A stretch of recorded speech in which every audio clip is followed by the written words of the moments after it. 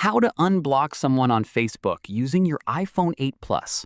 If you've previously blocked a person and now want to restore communication, just follow these simple steps. First, open the Facebook app on your iPhone 8 Plus and make sure you're signed into your account. Next, tap the menu icon in the top left corner of the screen. Scroll down and tap Settings and Privacy. Then tap Settings. Now, scroll down until you find the Audience and Visibility section. Tap Blocking. Here, you'll see a list of all the people you've blocked on Facebook. Find the person you want to unblock, then tap Unblock next to their name. A confirmation message will appear explaining what happens when you unblock someone. Tap Unblock again to confirm. The selected person has now been unblocked from your Facebook account. Keep in mind that after unblocking someone, you won't automatically become Facebook friends again.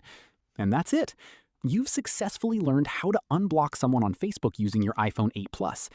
If you found this tutorial helpful, don't forget to like this video, subscribe to the channel, and follow for more iPhone tips, tutorials, and the latest tech updates.